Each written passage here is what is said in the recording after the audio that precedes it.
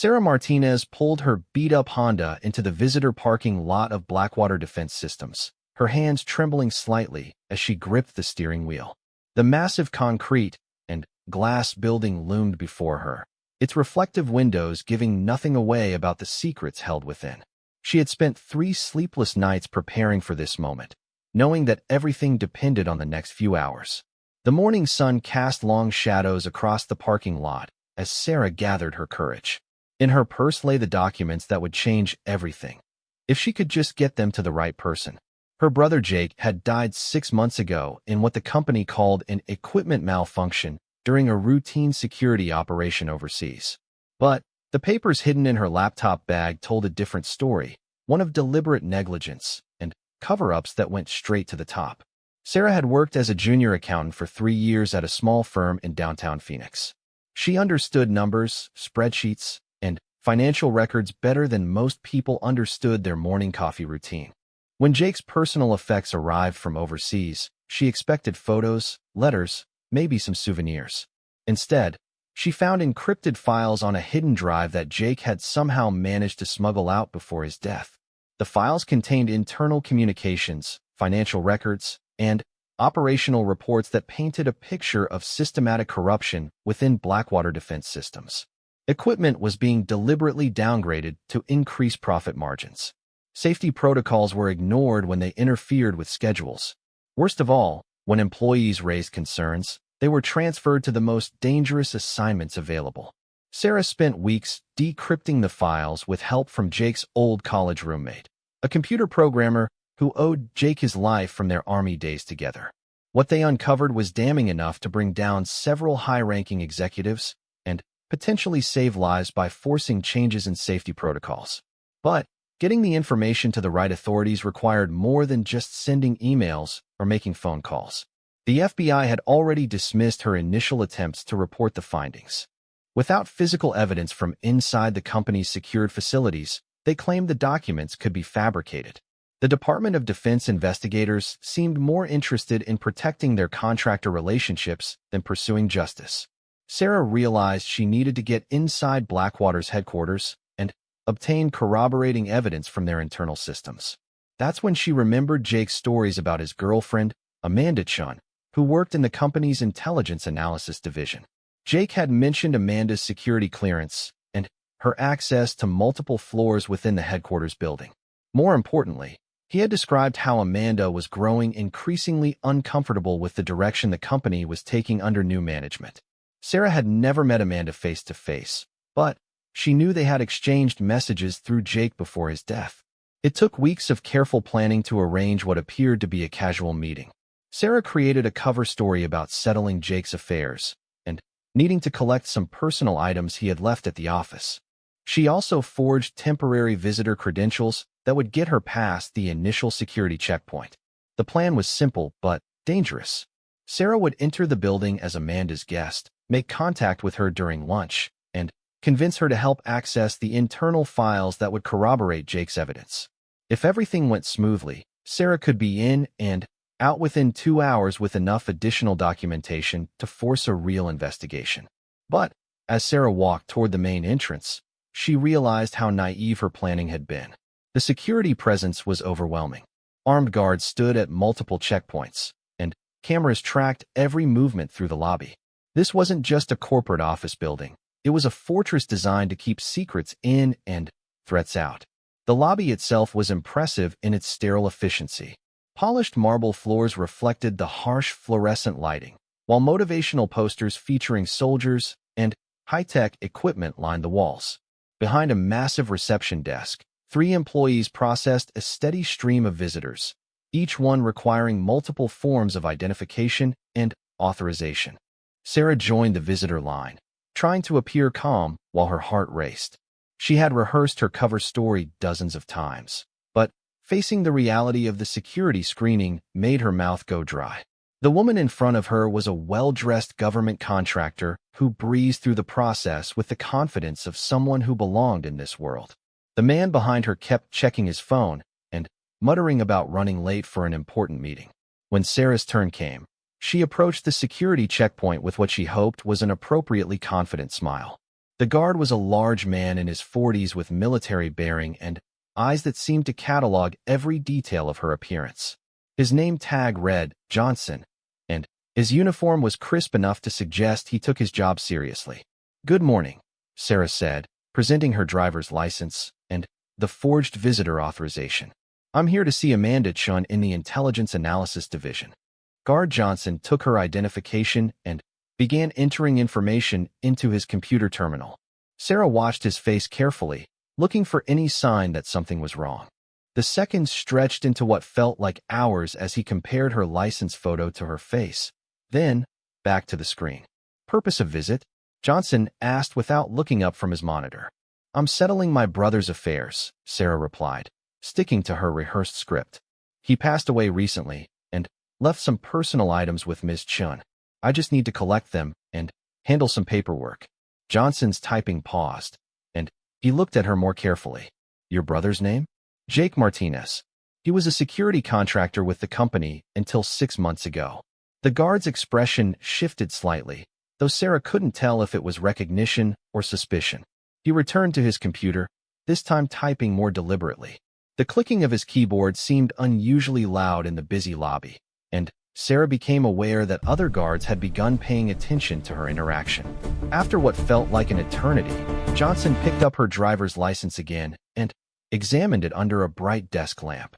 He held it at different angles, checking for security features that Sarah hoped her legitimate ID would pass. Then, he did something that made her blood run cold. He picked up a phone and made a quiet call to someone. "Yeah, I need verification on a visitor," he said into the phone, his voice low but still audible to Sarah. "Claims to be here about Jake Martinez. Yeah, I'll hold." Sarah forced herself to remain calm, but her mind was racing. Had they somehow discovered her real purpose? Was Jake's name flagged in their system? She tried to appear bored and slightly impatient, the way any normal visitor might when faced with bureaucratic delays. Johnson hung up the phone and looked at her identification one more time. This time, his examination was even more thorough, and Sarah noticed he was comparing something on his computer screen with her driver's license. Finally, he set the ID down and looked directly at her. "Ms. Martinez," he said, his tone carefully neutral. "I need to ask you a few additional questions for security purposes." "Of course," Sarah replied, hoping her voice didn't betray her growing anxiety. "When did you last speak with your brother?" The question caught her off guard. She had prepared for questions about her visit, but not about her personal relationship with Jake. "About a week before he died," she said truthfully. "We talked on the phone about some family matters." "And what was the nature of his work here?" "He was a security contractor," Sarah repeated. "I don't really know the details." He wasn't allowed to discuss specifics about his assignments. Johnson nodded as if this answer satisfied him, but Sarah could see he was still suspicious about something. He picked up her license again and held it under the lamp, this time focusing on what appeared to be microscopic details in the background pattern. "I'm going to need to make another call," he said finally. "Please have a seat over there while I verify some information." Sarah's heart sank as she realized her carefully planned infiltration was falling apart before it had even begun. She took a seat in the designated waiting area, trying to appear patient while internally calculating her options. She could leave now and avoid whatever was about to happen, but that would mean abandoning any chance of getting the evidence she needed. She could try to bluff her way through whatever questions they asked, but her limited knowledge of Jake's actual work might expose her quickly. As she waited, Sarah observed the other security measures she hadn't fully appreciated from the visitor line. Multiple guards were positioned throughout the lobby, each with clear sight lines to different areas. The reception desk had panic buttons within easy reach of every employee. Most telling of all, she noticed that every visitor was being discreetly photographed as they passed through the security screening. After 10 minutes that felt like hours, Guard Johnson returned to his station and motioned for Sarah to approach. His expression was unreadable, but Sarah noticed that 2 additional guards had positioned themselves nearby. Her stomach dropped as she realized she might have walked into a trap. "Ms. Martinez," Johnson said, holding up her driver's license. "This is a very good fake." Sarah's world seemed to stop. Every carefully rehearsed response fled from her mind as she stared at the guard's knowing expression. She opened her mouth to protest her innocence, but no words came out. The security features are almost perfect, Johnson continued, his voice taking on an almost admiring tone. Whoever made this knew what they were doing. The hologram is right, the magnetic strip reads correctly, even the microprinting is spot on. But they missed one detail that we look for specifically. Sarah found her voice, though it came out smaller than she intended. I don't understand. That's my real license. Johnson smiled, but it wasn't a friendly expression. The ultraviolet security pattern is wrong for Arizona licenses issued in your birth year. Close, but not quite right. It's the kind of mistake someone would make if they had access to current DMV security protocols, but not historical ones. The other guards moved closer, and Sarah realized she had no choice but to abandon her mission and hope she could talk her way out of whatever legal trouble was coming. But before she could speak, Johnson did something completely unexpected. Here's what's interesting, though, he said, handing her license back to her. Your authorization to visit Amanda Chun is legitimate. I've confirmed that she requested visitor access for Jake Martinez's sister this morning, and she's expecting you. Sarah blinked in confusion. I don't understand. Someone wants you to get inside this building, Johnson explained, his voice dropping to a whisper that only she could hear. Someone with enough access to create proper visitor authorizations and enough skill to create convincing fake identification. The question is whether you know who that someone is. I have no idea what you're talking about, Sarah said, which was completely true. Johnson studied her face for a long moment, as if trying to read something in her expression. Maybe you don't, he said finally. But somebody does. And that somebody has just made my job a lot more interesting. He reached under his desk and produced a visitor badge with Sarah's photo already printed on it. You're cleared to proceed to the elevator bank. Ms. Chin will meet you on the 15th floor. But Ms. Martinez. He paused until she met his eyes. Be very careful who you trust in this building. Not everyone here has your best interests at heart. Sarah took the visitor badge with trembling hands, completely confused about what had just happened. As she walked toward the elevators, she could feel Johnson's eyes following her progress. She had come here expecting to deceive her way inside, but it seemed like someone else was playing a much more sophisticated game than she had imagined. The elevator ride to the 15th floor gave Sarah a few moments to process what had just occurred. Someone had expected her to arrive with fake identification. Someone had prepared legitimate authorization for her visit. Someone was helping her, but she had no idea who or why. All she knew for certain was that her simple plan to gather evidence had suddenly become much more complicated and potentially much more dangerous. When the elevator doors opened on the 15th floor, Sarah found herself face to face with a woman she assumed must be Amanda Chun. She was younger than Sarah had expected, probably in her late 20s, with short black hair and intelligent eyes behind wire-rimmed glasses. She was dressed professionally in a dark suit, but her expression was tense with worry. Sarah? Amanda asked, extending her hand. I'm Amanda Chun. Thank you. Amanda swiped her key card and ushered Sarah into the conference room, quickly closing the door behind them. The room was windowless and sterile, with a large oval table surrounded by leather chairs.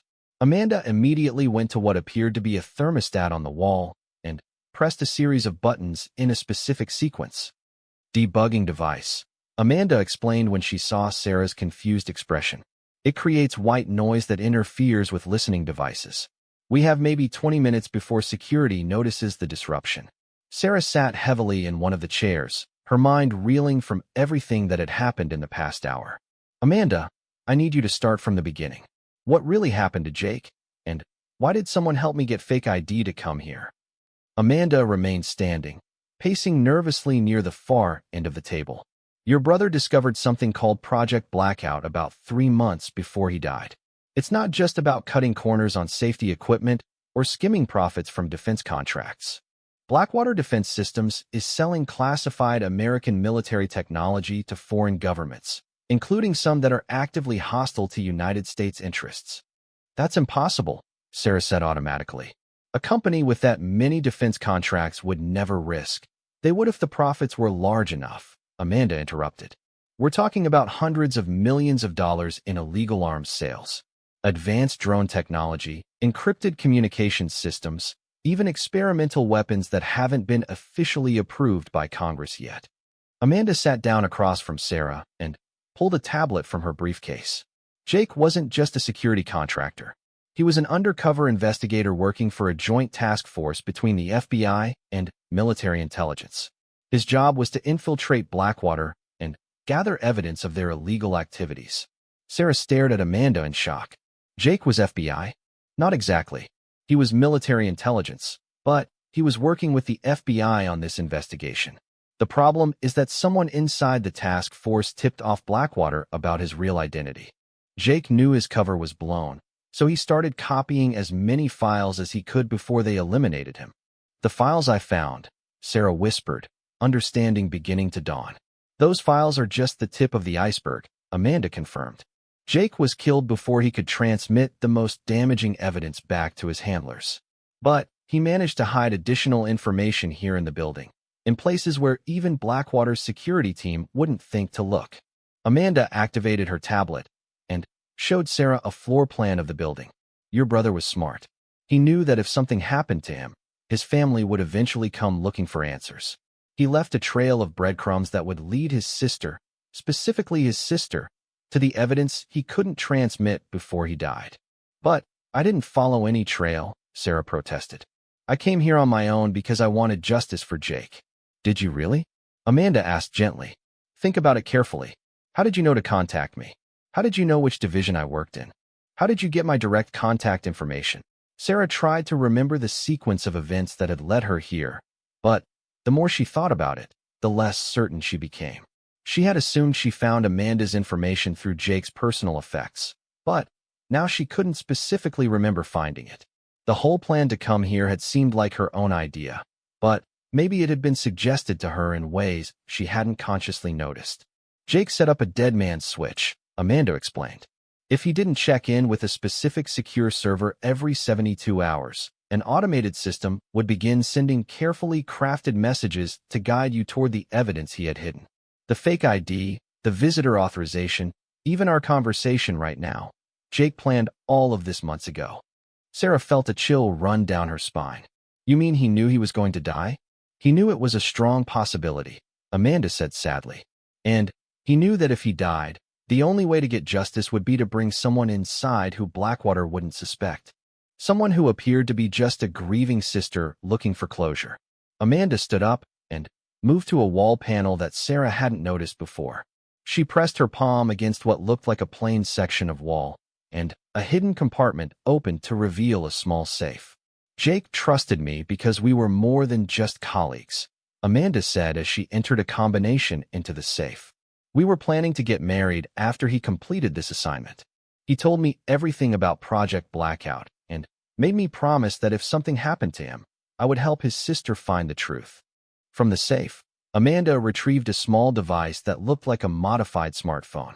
"This contains everything Jake discovered about Project Blackout, including financial records, shipping manifests, and recorded conversations between Blackwater executives and foreign agents. But it's encrypted with a security system that requires 2 people to access." "Let me guess," Sarah said. "One of those people has to be Jake's sister." "The system requires biometric confirmation from both Jake's designated family contact and his operational partner," Amanda confirmed. "That's you and me. But here's the problem. We can't access the files from inside this building. Blackwater's security systems would detect the decryption process and trigger immediate lockdown protocols." Amanda sat back down and looked directly at Sarah. "We need to get this device out of the building without setting off any alarms. Then, we need to get to a secure location where we can decrypt the files and transmit them to Jake's contacts in military intelligence." "Why can't we just leave separately and meet somewhere else?" Sarah asked. "Because by now, security knows something unusual is happening. When you arrived with fake ID, it triggered additional surveillance protocols. Every visitor today is being monitored more closely than usual. If both of us leave within a short time period, they'll assume we coordinated something during our meeting." Amanda pulled up another screen on her tablet showing the building's security layout. "There's only one way to get this device out safely. We need to create a distraction that will occupy security's attention while one of us smuggles the device past their screening systems. What kind of distraction? Sarah asked, though she was beginning to suspect she wouldn't like the answer. A fire alarm, Amanda said grimly. Jake left detailed instructions for this scenario. There's a way to trigger the building's emergency evacuation system from the maintenance level in the basement. During an evacuation, security protocols focus on getting people out safely rather than checking what they're carrying. Sarah absorbed this information slowly. And I suppose Jake's plan calls for me to be the one who triggers the alarm while you escape with the device. Actually, it's the opposite, Amanda replied. I need to trigger the alarm because I have access to the maintenance areas. You need to carry the device out because you're already flagged as suspicious.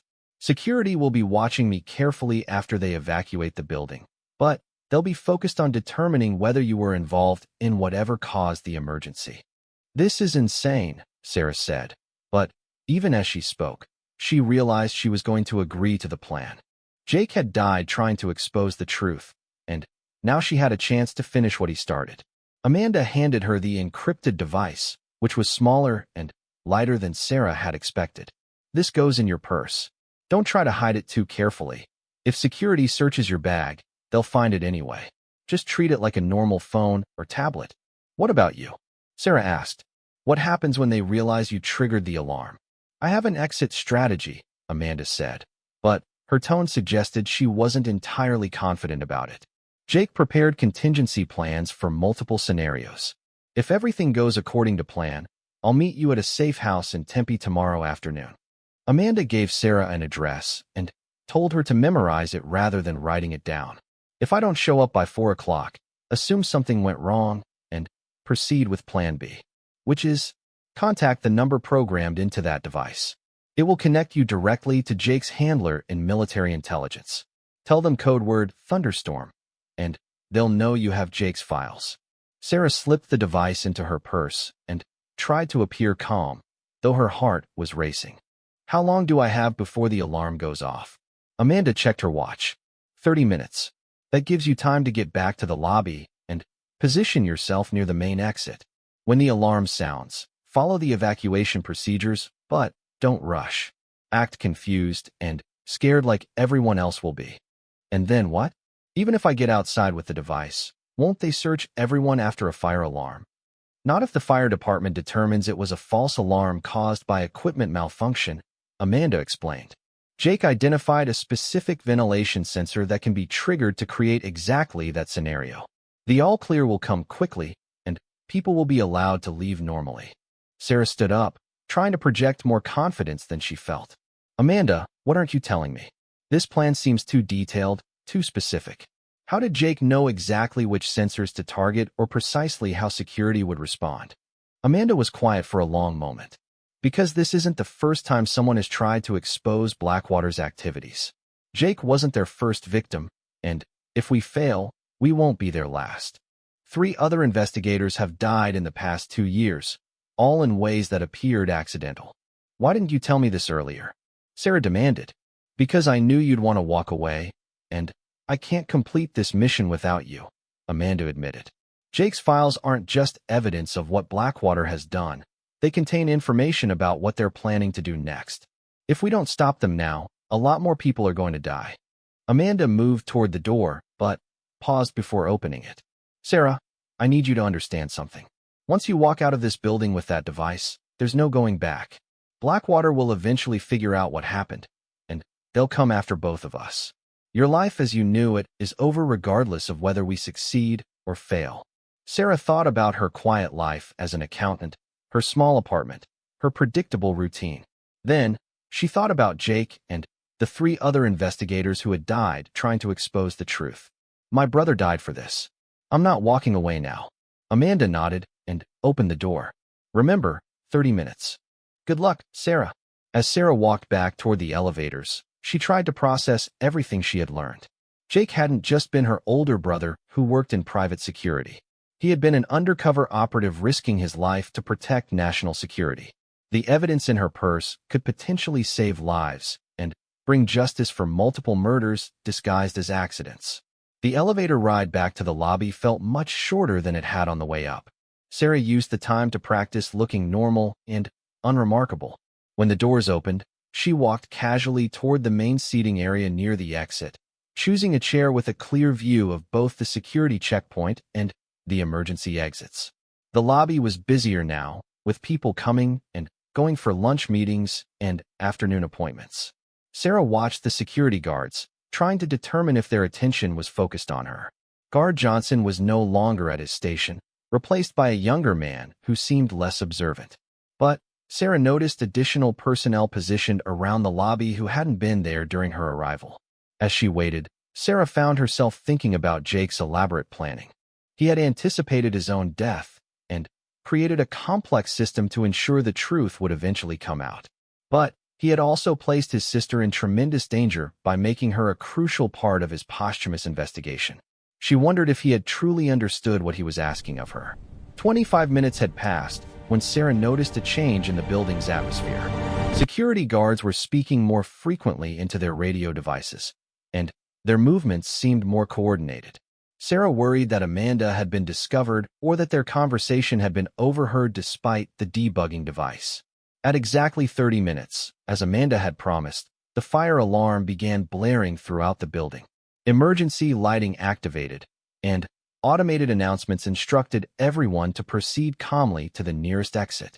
Security guards immediately shifted into evacuation mode, directing people toward the exits rather than screening them for contraband. Sarah joined the steady stream of people moving toward the main entrance, trying to appear appropriately confused and concerned. The device in her purse felt like it weighed 100 pounds, but she resisted the urge to check if it was still there. Around her, office workers and visitors grumbled about the inconvenience while security personnel herded everyone outside. Once in the parking lot, Sarah positioned herself with a group of visitors who were clearly planning to leave once the all-clear was given. She watched the building carefully, looking for any sign of Amanda. Minutes passed, and she began to worry that something had gone wrong with the plan. Then, as Amanda had predicted, the fire department emerged from the building and announced that the alarm had been triggered by a faulty sensor in the basement ventilation system.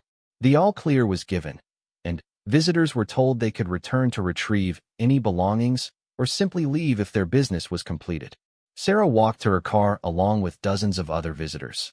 Sarah spent the evening in a cheap motel room across town, afraid to return to her apartment in case Blackwater had already connected her to the false alarm.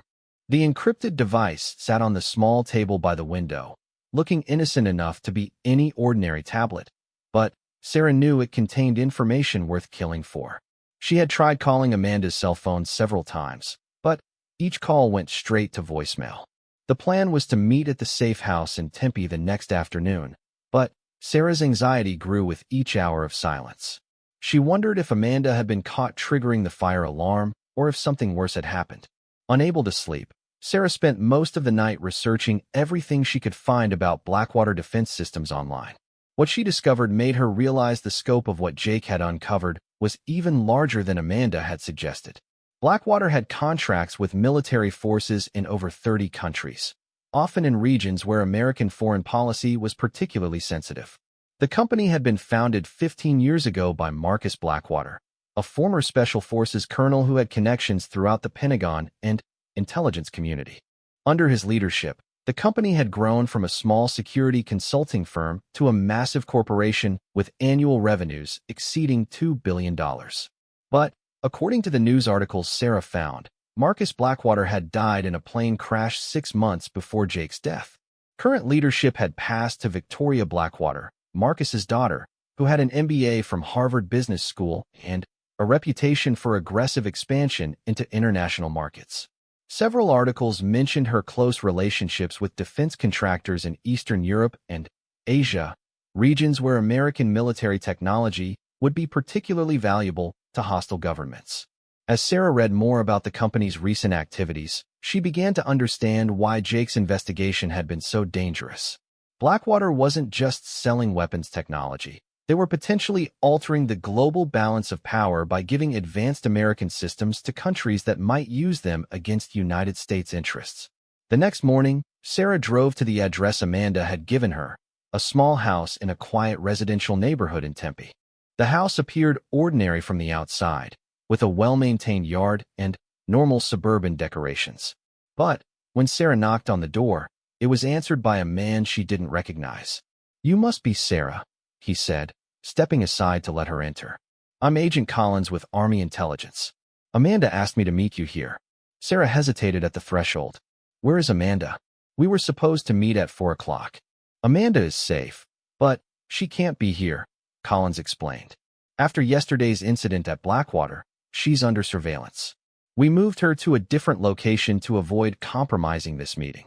Sarah studied the man's face, looking for any sign that he was lying. He appeared to be in his 40s, with short gray hair and the bearing of someone accustomed to military discipline. He was wearing civilian clothes, but they looked like the kind of outfit someone might choose if they weren't used to dressing casually. "How do I know you're really who you claim to be?" Sarah asked. Collins reached into his jacket and produced official identification showing his name, photograph, and Army intelligence credentials. He also handed her a folded piece of paper. "Amanda asked me to give you this." Sarah unfolded the paper and immediately recognized Amanda's handwriting. The note contained details about their conversation the previous day that only Amanda could have known, including the specific code word thunderstorm that she was supposed to use if Amanda failed to appear. "All right," Sarah said, stepping into the house.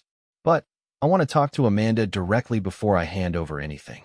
Collins led her into the living room, which had been set up as a temporary command center. Laptops, communication equipment, and maps covered every available surface.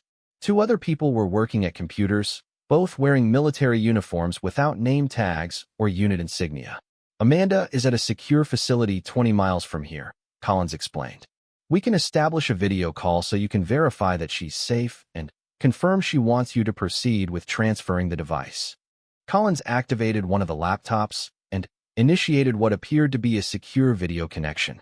After a few moments, Amanda's face appeared on the screen. She was in what looked like a small office or conference room, and she appeared tired but unharmed. "Sarah, thank God you're safe," Amanda said as soon as she saw her.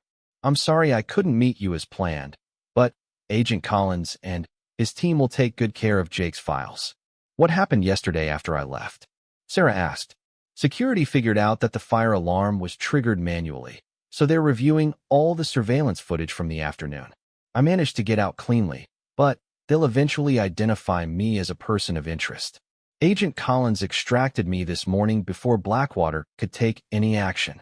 Sarah felt some of her tension ease, but she still had questions. "Amanda, how do I know this is really you and not some kind of recording? Yesterday, you taught me not to trust anyone in this situation." Amanda smiled slightly. "You asked me yesterday whether Jake really knew he was going to die. I told you he knew it was a strong possibility. But what I didn't tell you is that he proposed to me the night before he left on his final assignment. He said he wanted to marry me as soon as he got back, even if the investigation wasn't complete." This detail convinced Sarah that she was really talking to Amanda. It was the kind of personal information that wouldn't be in any official file or surveillance record. "Okay, I believe it's you. What do you need me to do?" "Give Agent Collins the device Jake left for you," Amanda said. "His team has the equipment necessary to decrypt the files safely. Once they have everything, they'll coordinate with the FBI and Justice Department to begin prosecutions." Sarah hesitated. "What happens to me after I turn over the device? Am I just supposed to go back to my normal life and pretend none of this happened?" Agent Collins spoke up.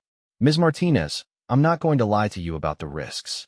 Blackwater will eventually figure out who was responsible for yesterday's security breach. We can offer you protection while the legal proceedings move forward, but it will mean relocating and assuming a new identity." "For how long?" Sarah asked. "Potentially permanently," Collins admitted. "These kinds of cases can take years to work through the courts, assuming we can build a strong enough case to prevent Blackwater from using their political connections to avoid prosecution." Sarah looked at Amanda's image on the laptop screen. "What about you? What's going to happen to you?" "I'm already in the witness protection program," Amanda replied. "My old life ended the moment I decided to help Jake's investigation. But, Sarah, what we're doing is worth the sacrifice. The information Jake died to collect will save lives and protect national security. Sarah pulled the encrypted device from her purse and held it in her hands for a moment. Everything about her life was about to change forever, but she knew Jake would have made the same choice if their positions were reversed. "Before I hand this over," Sarah said, "I want to know exactly what's going to happen to the people responsible for Jake's death." Agent Collins sat down across from her. "The device you're holding contains evidence of treason, arms trafficking, and multiple murders. If the files are as complete as Amanda believes, we'll be able to bring charges against at least a dozen high-ranking Blackwater executives, including Victoria Blackwater herself.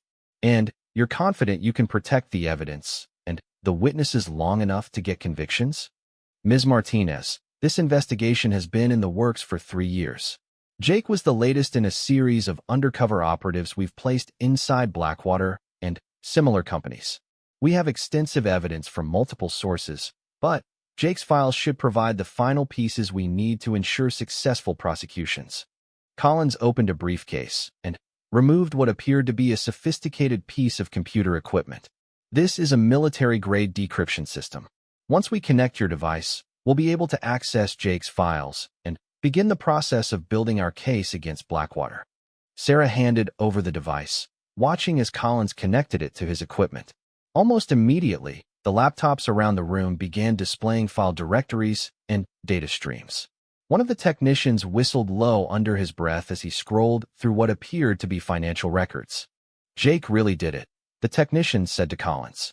"He got everything: shipping manifests, bank transfers, recorded conversations, even photographs of the technology transfer meetings." Amanda's voice came through the laptop speakers. "Sarah, you should see this.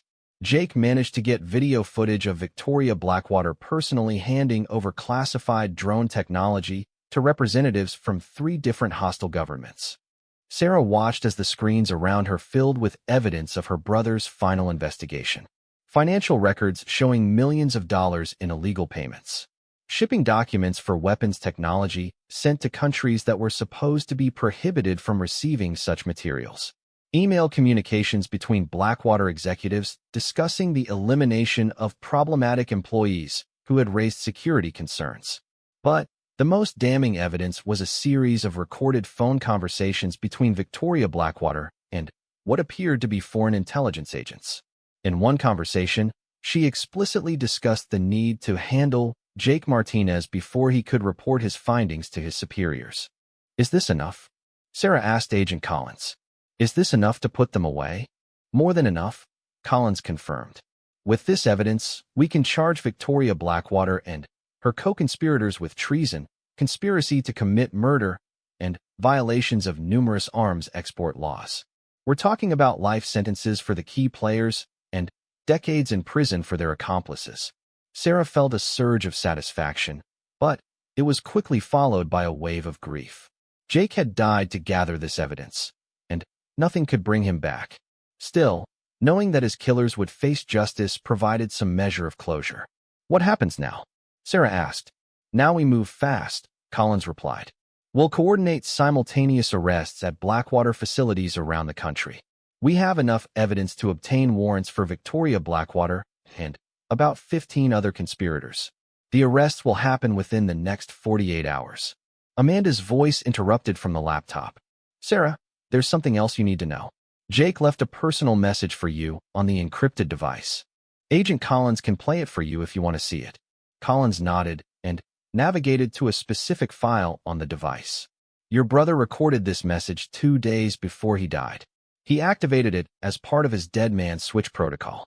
Sarah nodded, and Collins clicked on the file. Jake's face appeared on one of the laptop screens, and Sarah felt her eyes fill with tears at seeing her brother alive again, even if only in a recording. "Sarah," Jake's image said, "if you're watching this, it means the worst-case scenario happened, and I didn't make it out of this assignment alive. I'm sorry for putting you in this position, but you're the only person I trust to see this through." Jake's recorded message continued. "I know this has turned your life upside down, and I know you're probably angry with me for involving you in something so dangerous. But what Blackwater is doing threatens national security and has already cost lives. The evidence you've helped recover will prevent future deaths and bring justice for the people they've killed. I wish I could have told you the truth about my real job, Jake continued. But I wanted to protect you from exactly the kind of situation you're in now. I hope you can forgive me for not giving you a choice, and I hope you'll understand that what you've done will save lives. The message ended with Jake telling Sarah how proud he was of her and how much he loved her. By the time the video finished, Sarah was crying openly, but she also felt a sense of closure that had been missing since Jake's death. He was a good man, Agent Collins said quietly. One of the best operatives I've ever worked with. What he accomplished with this investigation will be remembered for a long time. Sarah wiped her eyes and looked around the room at the evidence of Jake's final mission. Agent Collins, I want to know when the arrests happen. I want to know that Victoria Blackwater is in custody and that she's going to pay for what she did to my brother. 3 weeks after turning over Jake's encrypted files to Agent Collins, Sarah Martinez sat in a small apartment in Portland, Oregon, watching the news coverage of what reporters were calling the largest defense contractor corruption scandal in decades. Victoria Blackwater's arrest had made front-page headlines across the country, along with 14 other Blackwater executives who had been taken into custody simultaneously. Sarah's new identity papers identified her as Susan Matthews, a freelance bookkeeper from Seattle who had relocated to Portland for a fresh start. The story was close enough to her real background to be believable, but different enough to keep her hidden from anyone looking for Jake Martinez's sister. Agent Collins had promised this would be temporary, but temporary was beginning to feel like a very long time. The apartment was furnished with basic government-issued furniture and located in a complex that housed several other people in witness protection. Sarah had been told to avoid making close friendships with neighbors and to maintain the cover story at all times. Her contact with Agent Collins was limited to weekly check-ins and emergency situations. Despite the restrictions, Sarah felt a deep satisfaction watching the news reports about Blackwater's downfall. The evidence from Jake's investigation had proven even more valuable than Agent Collins had initially believed. Not only had it exposed the illegal arms sales, but it had also revealed connections to similar corruption at 3 other defense contractors. The Justice Department had announced that the investigation was expanding to include potential violations by government officials who had approved the questionable contracts. 2 Pentagon officials had already been suspended pending further investigation, and congressional hearings were scheduled to begin within the month. But Sarah's sense of satisfaction was tempered by growing concern about Amanda's safety. Their last video call had been the day she turned over the encrypted device, and Agent Collins had provided only minimal updates about Amanda's situation since then. He assured Sarah that Amanda was safe and secure, but he wouldn't reveal her location or allow direct communication. Sarah's weekly check-in with Agent Collins was scheduled for that afternoon, and she planned to demand more information about Amanda's status. As Jake's fiancée, Amanda had been just as instrumental in exposing Blackwater's crimes, and Sarah felt responsible for ensuring her safety. The meeting location was a small coffee shop in downtown Portland, chosen because it was busy enough to provide cover but not so crowded that surveillance would be difficult. Sarah arrived early and chose a table near the back where she could observe everyone who entered. Agent Collins had taught her basic situational awareness techniques, and she had become habitually cautious about her surroundings. Collins arrived precisely on time, looking every bit the government bureaucrat in his conservative suit and unremarkable appearance. He ordered coffee and joined Sarah at her table, immediately beginning their standard security check routine. "Any unusual activities or contacts since our last meeting?" Collins asked. "Nothing," Sarah replied. "Same routine, grocery shopping, library visits, evening walks around the neighborhood. But I want to talk about Amanda. I haven't heard anything about her in 3 weeks, and I'm starting to worry." Collins stirred his coffee slowly, a gesture Sarah had learned meant he was choosing his words carefully. "Amanda is fine, but her situation is more complicated than yours. Blackwater had more extensive surveillance on her because of her position within the company. We've had to move her twice since your last conversation." "I want to talk to her," Sarah said firmly, "even if it's just a quick phone call to confirm she's okay." "That's not possible right now," Collins replied. "Amanda's security protocols are more restrictive than yours. Any communication could potentially compromise her location. Sarah felt her frustration building. Agent Collins, Amanda, and I went through something traumatic together. We both lost people we loved because of Blackwater's crimes. She's the only person who really understands what I've experienced, and I need to know she's safe.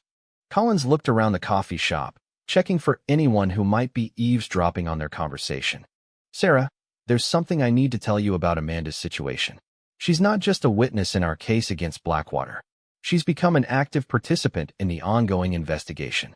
What do you mean? The evidence from Jake's files led us to discover that Blackwater's corruption extends beyond what we originally suspected. They have connections to defense contractors in multiple countries, and we believe there's an international network involved in selling American military technology to hostile governments. Collins pulled out his phone and showed Sarah a news article about arms trafficking arrests in Germany. This operation was based on intelligence Amanda provided after analyzing some of the files Jake had collected. She's working with our international partners to map the full extent of the conspiracy. Sarah read the article, which described the arrest of several German defense contractors who had allegedly been purchasing stolen American technology and reselling it to Middle Eastern buyers. So Amanda is still actively investigating Blackwater? Amanda has unique insights into how Blackwater's intelligence division operated, Collins explained. She's helping us understand their methods and identify their international contacts. But that work requires her to maintain a much lower profile than yours. How long is this going to continue? Sarah asked. I understood that my situation was temporary, but it sounds like you're planning for Amanda to remain undercover indefinitely. Collins finished his coffee before responding. The investigation has expanded beyond what we originally planned. We're not just prosecuting Blackwater executives anymore. We're trying to dismantle an international network that threatens national security. That's a much larger and more complex operation. Sarah felt a sinking sensation as she realized the implications. You're saying we might never be able to return to our normal lives. I'm saying the situation is evolving, Collins replied carefully. The good news is that Victoria Blackwater and her co-conspirators are facing serious charges that should result in long prison sentences. The bad news is that we've discovered their network has connections we're still trying to identify. Collins leaned forward and lowered his voice. Sarah, there's something else you need to know. We have reason to believe that some of Blackwater's international partners are attempting to identify and eliminate the sources of our intelligence. That's why Amanda's security is so restrictive, and it's why we may need to enhance your protection as well. What kind of threats are we talking about? Sarah asked, though she suspected she didn't want to know the answer. Foreign intelligence services that were purchasing technology from Blackwater, Collins said grimly. They've lost access to valuable information, and they're trying to prevent further exposure by eliminating anyone who might have additional evidence. Sarah absorbed this information while watching the other customers in the coffee shop. A few weeks ago, her biggest worry had been paying her rent on time. Now she was hiding from international assassins and might never be able to use her real name again. Agent Collins, I need you to be completely honest with me, Sarah said. What are the chances that Amanda and I will ever be able to live normal lives again? Collins was quiet for a long moment, considering his response. If we're successful in dismantling the entire network, and if the prosecutions result in significant prison terms for the key players, you might be able to resume modified versions of your normal lives within 2 to 3 years. And if you're not successful, then permanent relocation under assumed identities becomes the safest option, Collins admitted. Sarah, I wish I could give you more definitive answers, but this case has grown beyond anything we initially expected. Sarah thought about Jake and wondered if he had understood the full scope of what he was investigating. She suspected he had known the risks were greater than he had told anyone, including Amanda. What would Jake want us to do? Jake would want you both to stay safe, Collins replied without hesitation. But he would also want the investigation to continue until every person responsible for these crimes is brought to justice. Collins pulled a small device from his pocket that looked like a modified cell phone. This is a secure communication device. If you ever feel threatened or if anyone contacts you claiming to be associated with government agencies, use this immediately. It connects directly to our emergency response team. Sarah took the device and slipped it into her purse. Are you expecting something specific to happen? I'm taking precautions based on intelligence we've received about foreign operatives attempting to track down sources related to our investigation, Collins explained. We don't have specific threats against you, but we want to be prepared for any scenario. As they prepared to leave the coffee shop, Collins handed Sarah an envelope. This contains information about additional security measures we're implementing for your protection. I also included an update on the legal proceedings against Victoria Blackwater and her co-conspirators. Sarah opened the envelope and scanned the documents inside. Victoria Blackwater had been denied bail and was being held in a federal facility pending trial. The charges against her included treason, conspiracy to commit murder, and numerous violations of arms export laws. If convicted on all counts, she could face life in prison without possibility of parole. When do the trials begin? Sarah asked. Victoria Blackwater's trial is scheduled to begin in 8 months, Collins replied. You and Amanda will both be called as witnesses, but we'll make arrangements to protect your identities during testimony. As they walked out of the coffee shop together, Sarah felt the weight of her new reality settling in. She was no longer just a grieving sister seeking justice for her brother's death. She had become a key witness in a case that threatened to expose corruption at the highest levels of government and industry. Agent Collins, Sarah said as they reached the parking area, I want you to give Amanda a message for me. Tell her that Jake would be proud of what we've accomplished, and tell her that I'm grateful for everything she did to help expose the truth. I'll make sure she gets your message, Collins promised. And Sarah? You've shown remarkable courage throughout this entire process. Your brother would indeed be proud of what you've accomplished. As Sarah drove back to her temporary apartment, she reflected on how much her life had changed since that morning when she first walked into Blackwater's headquarters. She had uncovered the truth about Jake's death and helped expose a conspiracy that threatened national security. But the cost had been everything familiar and comfortable about her previous existence. That evening, Sarah sat in her small living room and tried to imagine what her life might look like 2 or 3 years from now. Would she still be Susan Matthews, the bookkeeper, or would she eventually be able to reclaim her identity as Sarah Martinez? Would she ever see Amanda again, or would their shared experience remain forever locked in the classified files of a government investigation? The encrypted communication device Agent Collins had given 18 months had passed since Sarah Martinez first walked into Blackwater Defense Systems with a fake ID and a desperate plan for justice. Now, sitting in a federal courthouse in Washington, D.C., she watched as Victoria Blackwater was led into the courtroom in handcuffs to hear the jury's verdict in her trial for treason and conspiracy to commit murder. Sarah's testimony 3 weeks earlier had been delivered via closed-circuit television from a secure location, with her face obscured and her voice electronically altered to protect her identity. She had told the jury about Jake's investigation, the encrypted files he had hidden, and the evidence that proved Victoria Blackwater had personally ordered his elimination. The defense attorneys had attempted to discredit her testimony by questioning her motives and challenging the authenticity of the evidence, but Agent Collins and his team had prepared her well for their tactics. Amanda had testified the week before Sarah, also from a secure location with identity protection measures.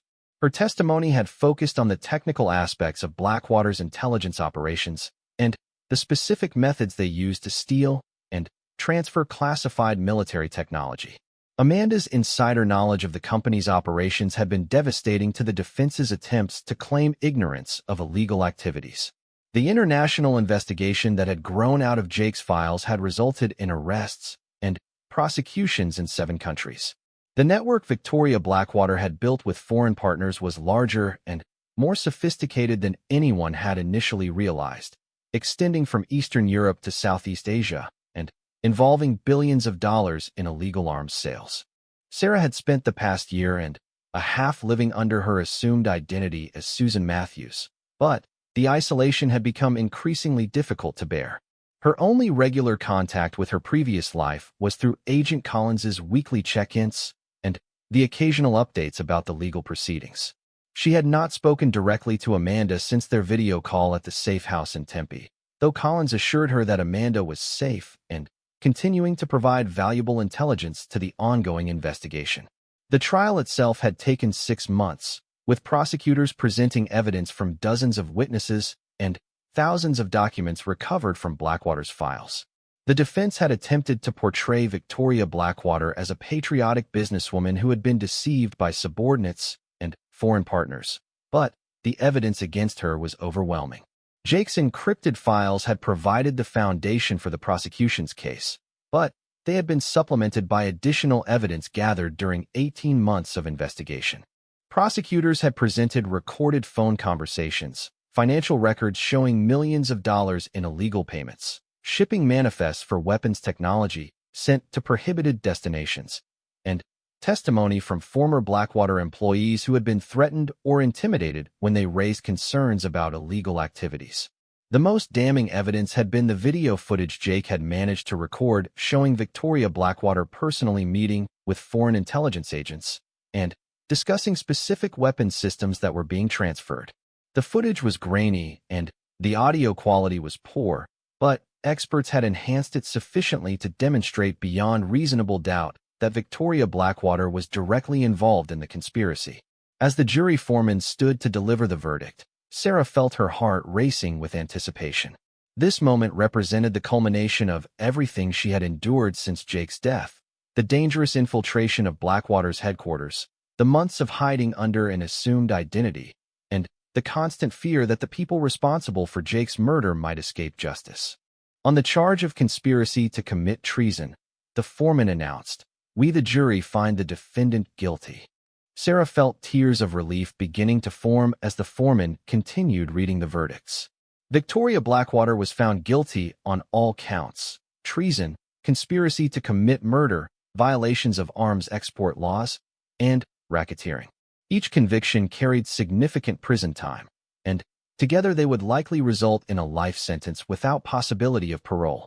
Victoria Blackwater's reaction was barely visible from Sarah's position in the gallery, but she could see the defendant's shoulders slump as the reality of the verdicts sank in. The woman who had ordered Jake's death and sold American military secrets to hostile foreign governments would spend the rest of her life in federal prison. After the verdict was read, Agent Collins approached Sarah in the courthouse corridor. "How does it feel?" he asked quietly. "Like Jake can finally rest in peace," Sarah replied. "But what happens now? Is this really over?" Collins guided her to a quiet corner where they could speak privately. "Victoria Blackwater's conviction is a major victory, but you're right to ask about what comes next. The international investigation is still ongoing, and we're continuing to track down members of her network in other countries. What about Amanda? Can I finally talk to her now that the trial is over?" "Actually," Collins said with a slight smile, "Amanda is here in Washington for the verdict. She's been hoping to see you, if you're interested in meeting."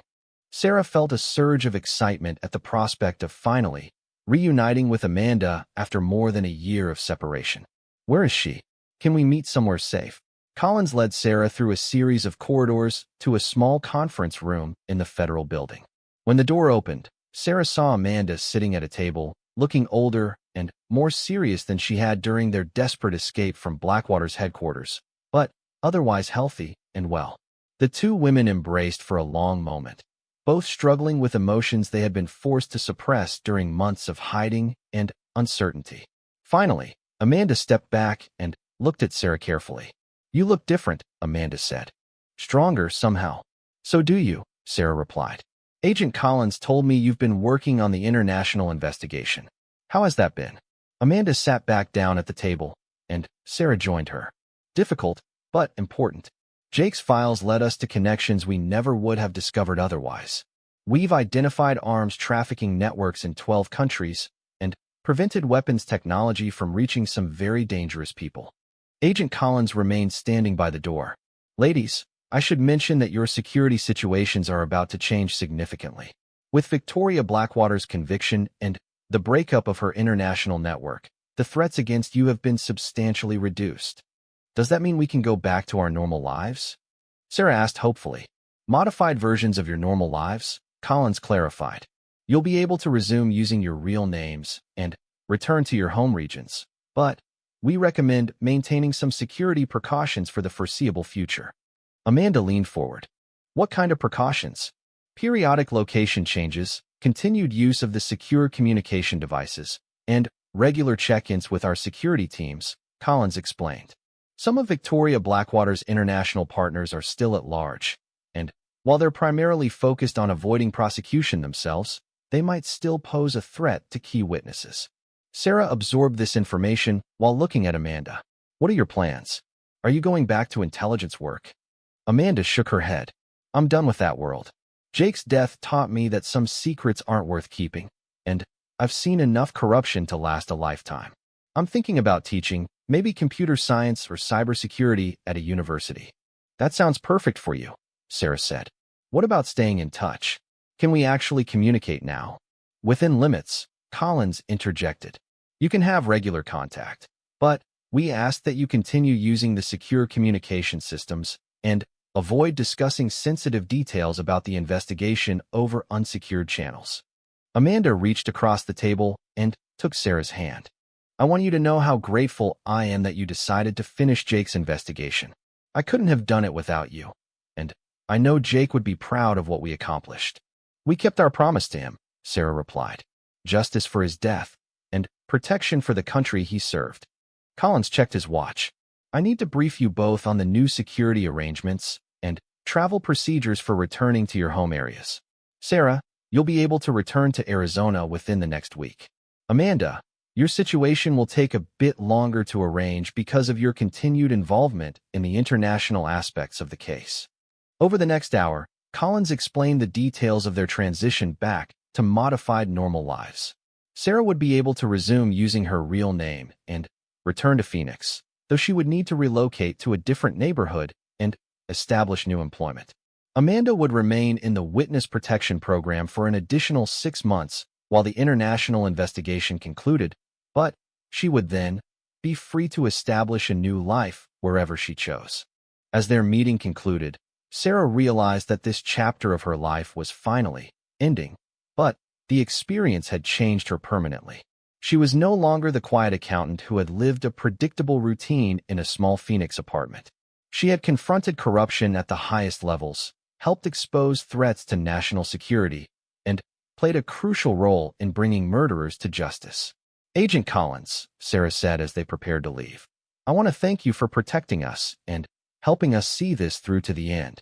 I know it wasn't easy to manage such a complex investigation while keeping witnesses safe.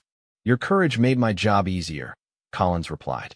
Both of you showed remarkable determination under extremely difficult circumstances. Amanda stood up and hugged Sarah again. This isn't goodbye, she said. Once I'm able to establish my new life, I want us to stay in contact. You're the only person who really understands what we went through together. I'd like that, Sarah replied. And Amanda? I think Jake would be happy knowing that his investigation brought us together as friends, not just allies.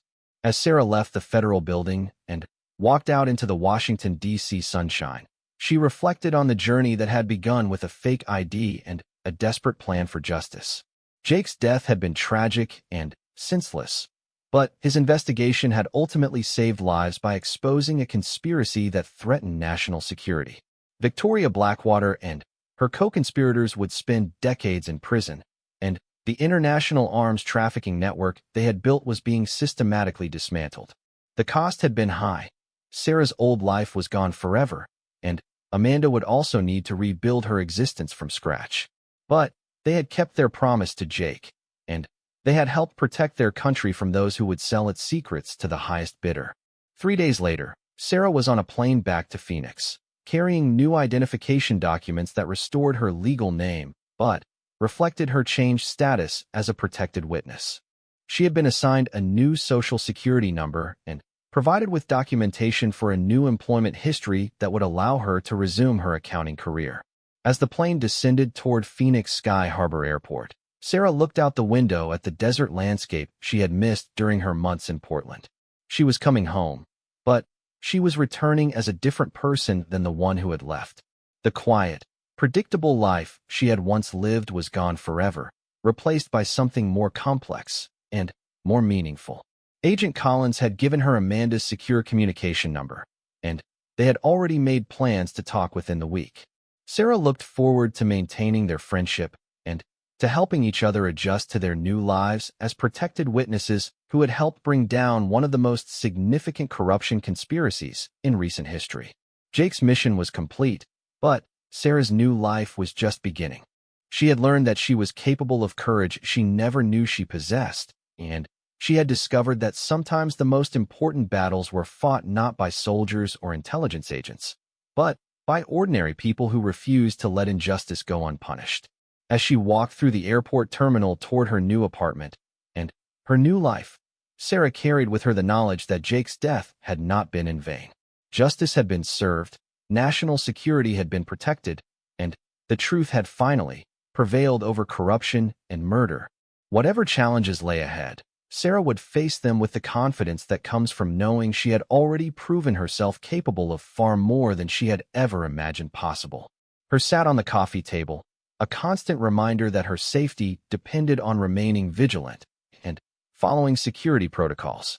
Sarah picked up the device and examined it carefully, wondering if Amanda had a similar device and whether they might someday be able to use them to communicate with each other. As she prepared for bed, Sarah thought about Jake's final message to her on the encrypted device. He had told her he was proud of her and that what she had done would save lives. At the time, she had focused on the personal meaning of his words. Now she understood that Jake had been preparing her for a much longer journey than either of them had initially expected. The investigation that had begun with Jake's death had evolved into something far more complex and far-reaching than anyone had predicted. But Sarah was committed to seeing it through to the end, no matter how long it took or what additional sacrifices might be required.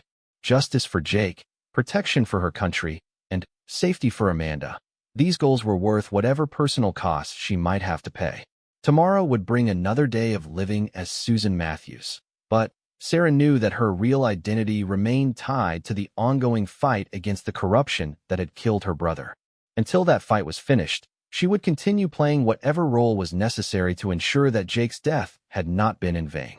"I'll make sure you're kept informed," Collins promised. "And Sarah? Jake would be proud of what you've accomplished. You finished his mission and made sure his death wasn't in vain."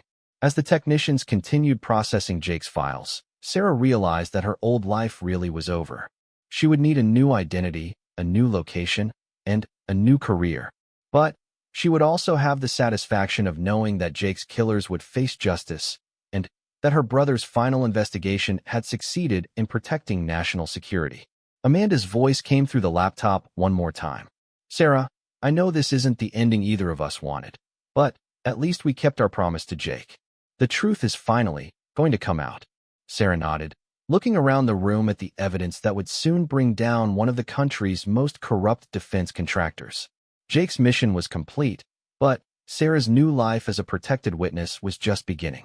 Whatever came next, she would face it with the knowledge that she had helped deliver justice for her brother and protected her country from those who would sell its secrets to the highest bidder. Ting the urge to look back at the building. As she started her engine, she noticed Amanda emerging from a side exit she hadn't seen before. Their eyes met briefly across the parking lot, and Amanda gave an almost imperceptible nod before walking toward a different section of the parking garage. As Sarah drove away from Blackwater Defense Systems, she realized that the most dangerous part of their mission was just beginning. They had successfully extracted Jake's evidence, but now they needed to decrypt it and get it to the right people before Blackwater realized what had happened. And somewhere in that building, people were already working to cover their tracks and eliminate any witnesses who might threaten their operation. The device in Sarah's purse contained the power to bring down a massive conspiracy and deliver justice for her brother's murder. But it also made her a target for people who had already proven they were willing to kill to protect their secrets. As she drove toward the safe house in Tempe, Sarah wondered if she had the strength to see Jake's mission through to the end. "We're coming, but we need to talk immediately. There are things about your brother's death that you need to know, and we don't have much time." As they shook hands, Sarah realized that her carefully planned deception had somehow become unnecessary. Amanda already knew why she was there, and, judging by her expression, the truth about Jake's death was even worse than Sarah had imagined. Whatever game was being played in this building, Sarah was no longer just a player. She had somehow become a central piece on the board. Amanda led her down a corridor lined with offices, each one requiring a key card for access. Before we go any further, Amanda said quietly, I need you to understand that everything you thought you knew about why you're here is probably wrong. Your brother didn't just discover evidence of corruption. He was killed because he was about to expose something that goes far beyond financial fraud. Sarah felt her legs grow weak as the implications sank in. Killed. The report said equipment malfunction. The report lied, Amanda replied, stopping at an office door marked Conference Room C. And if we're not very careful, we're both going to end up just as dead as Jake.